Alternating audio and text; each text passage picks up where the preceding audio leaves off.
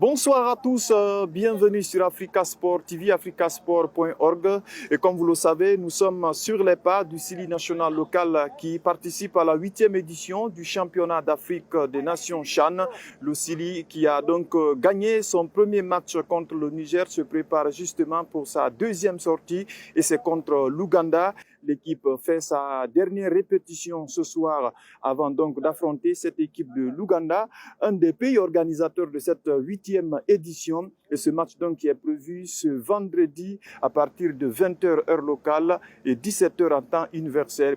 J'ai le plaisir de recevoir sur ce petit plateau justement notre confrère Paul Fatia Tunkara avec qui nous allons donc mettre focus sur ce match qui s'annonce très disputé justement entre Guinéens et Ougandais. Avec lui, nous allons donc évoquer justement les chances du Sili national local face aux Ougandais.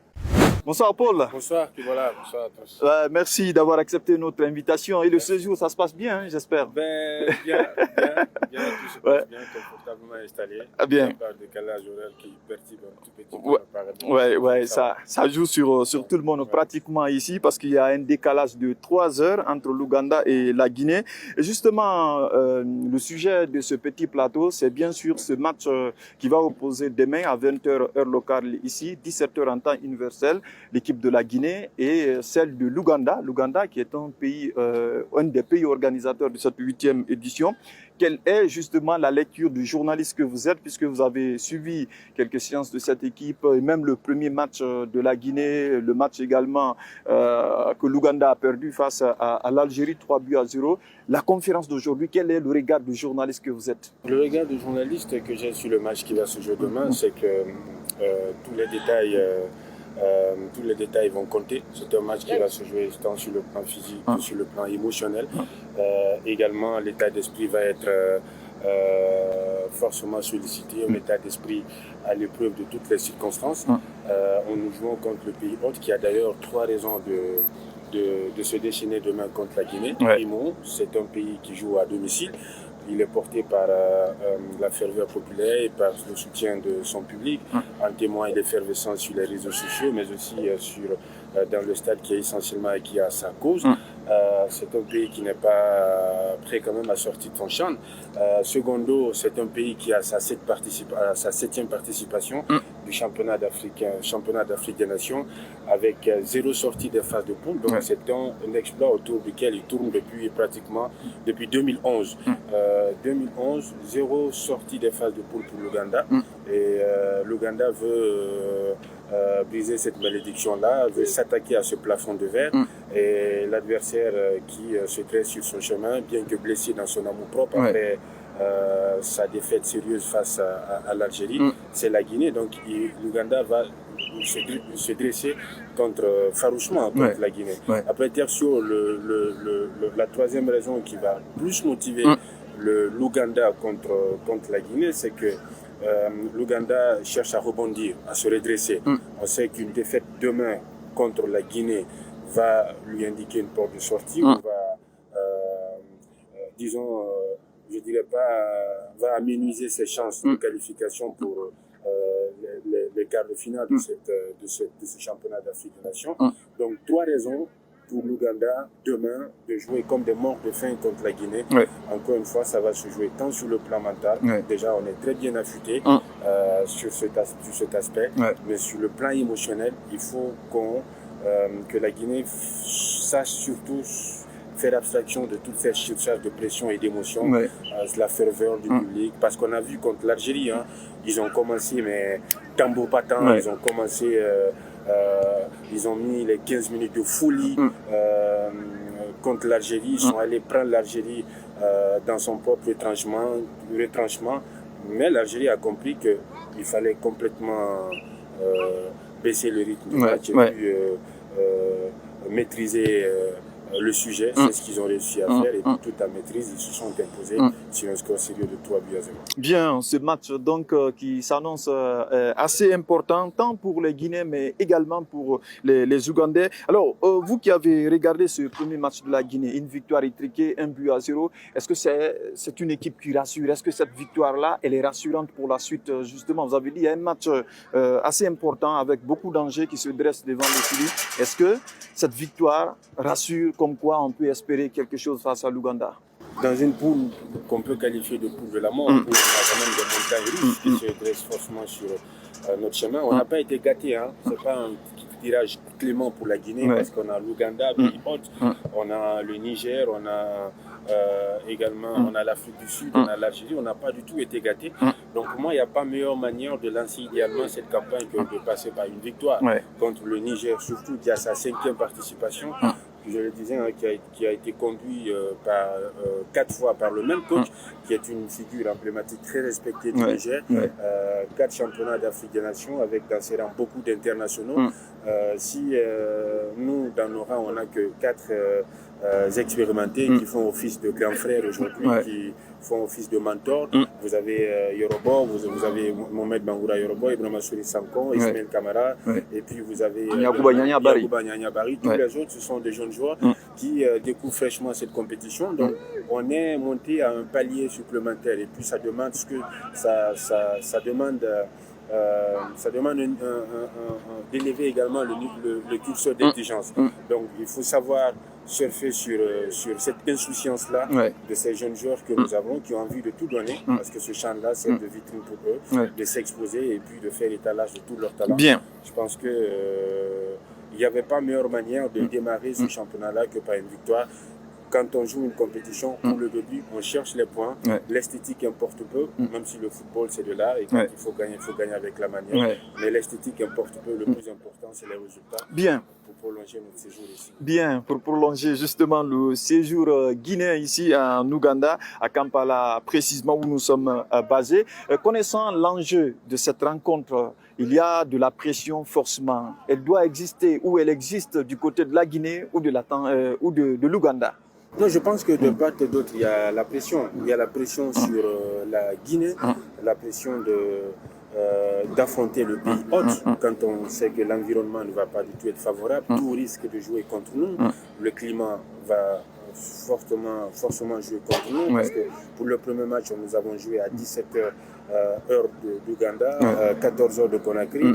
On a entendu le défenseur Kouyaté qui se plaignait un tout petit peu de la douce température accompagnée de cette fraîcheur-là. Et imaginez, demain, on va jouer contre l'Ouganda à 20h. Ça veut dire qu'il va faire beaucoup plus froid. Il faudra s'adapter à ça. On va jouer contre l'Ouganda dans un stade qui sera, j'imagine, qui va afficher plein. Effectivement, Et ça, il faudra faire avec. Donc, pratiquement, l'environnement va être hostile contre la Guinée. Il y a la pression côté guinéen. Il y a la pression également du côté ougandais, parce que une défaite est interdite demain pour l'Ouganda. Maintenant, c'est la capacité de faire abstraction à cette pression-là. Je pense que c'est ce qui va compter demain dans le match entre la Guinée et l'Ouganda. On est dans une compétition, plus on monte en altitude, plus on évolue dans la compétition. C'est comme vous montez dans un avion et qu'à une certaine altitude, on ouvre la portière pour vous demander de sauter à l'aide d'un parachute. Là, c'est plus le mental qui va être sollicité, c'est plutôt votre capacité surtout à gérer vos émotions. Et je pense que demain, s'ils parviennent à gérer les émotions, comme ils l'ont fait contre le Niger, et ça va les servir et ils vont mettre un pied en quart de finale. Bien, ce match donc est prévu demain à partir de 20h heure locale, 17h en temps universel, 17h donc à Conakry pour être plus précis pour ceux qui nous regardent. L'autre bonne nouvelle, on a suivi la conférence de presse d'avant-match aujourd'hui du sélectionneur Souleymane Kamara Bedi qui a rassuré que l'infirmerie est vide. Il n'y a pas de joueurs blessés. Ça, c'est une très bonne nouvelle. Excellente nouvelle même, excellente nouvelle parce que comme on le dit, on ne peut pas aller à la chasse avec des flèches de bambou. Il faut aller à la chasse, à la conquête du trophée avec tes forces vives. Donc, quand tu as toutes tes forces vives dans ta possession, je pense que tu n'as rien à craindre, tu n'as rien à redouter. On a tous un tout petit peu flippé lorsqu'on a vu Moussa Moïse s'entraîner sur le côté latéral du terrain. Voilà, on se demandait qu'est-ce qu'il n'allait pas, est-ce qu'il allait être apte contre l'Ouganda, mais aussitôt le lendemain, il a réintégré le groupe, l'infirmerie est vide. Ça, c'est tout bénéf pour la Guinée et pour le sélectionneur qui tient tout son groupe au complet. Il n'y a pas de blessés, il n'y a pas de malades, il n'y a pas non plus de suspendus pour cause de cartons de carton rouge ou d'un double carton jaune.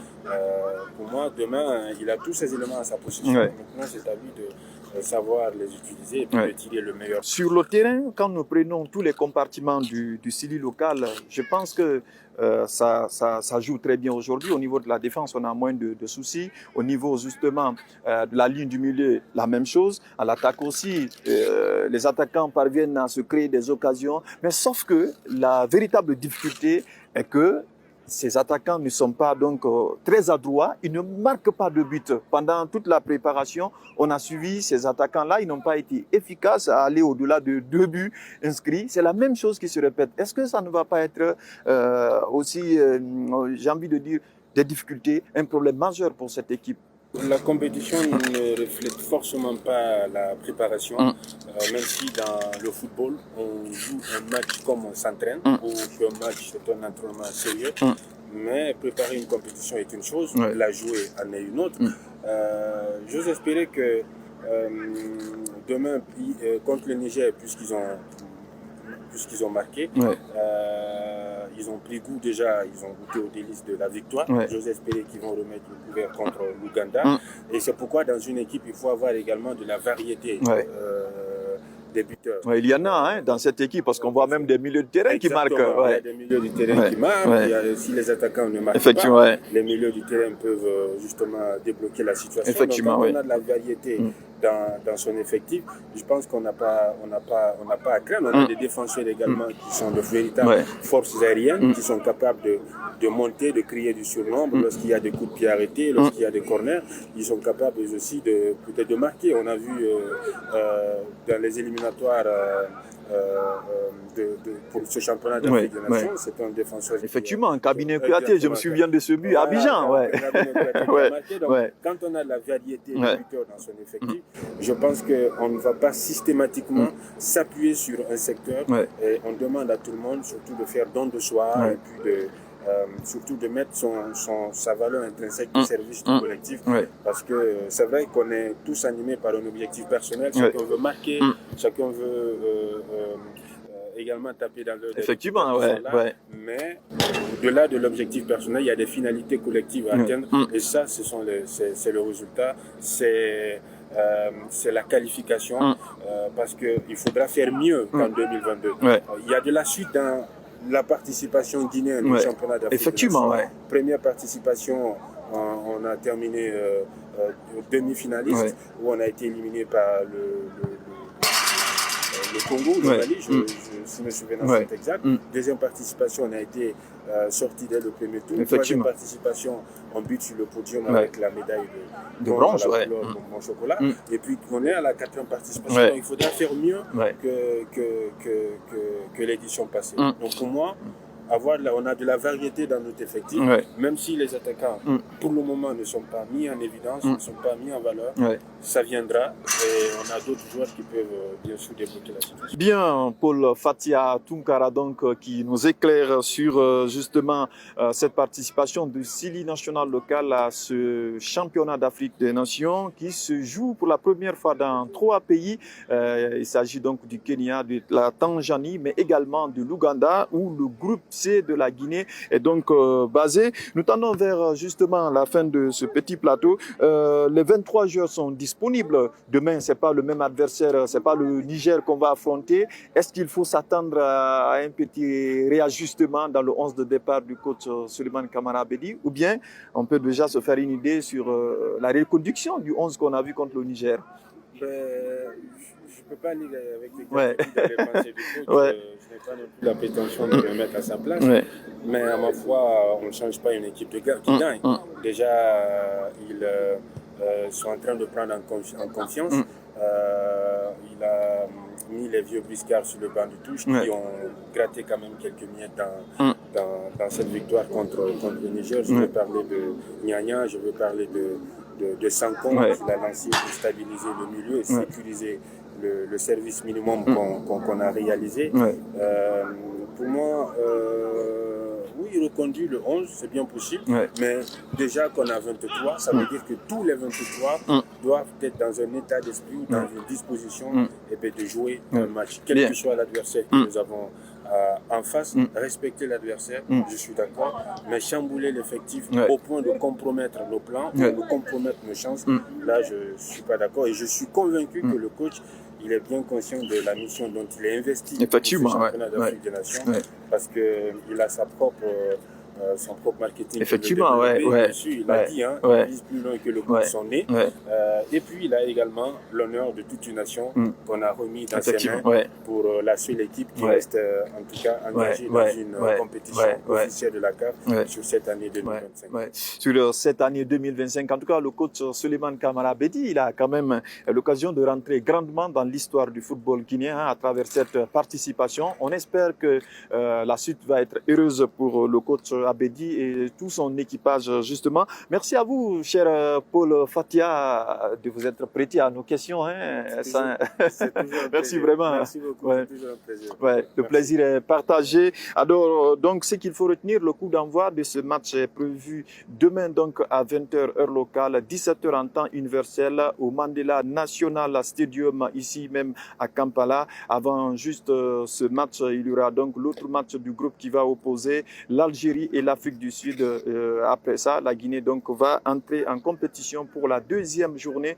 Pour l'instant, la poule C donc est dominée par l'Algérie qui a 3 points avec un goal average de plus 3. La Guinée arrive en deuxième position, partageant le même nombre de points que l'Algérie, mais avec plus 1 justement. Les autres équipes suivent derrière. Le Chili est logé dans une poule à 5 équipes justement.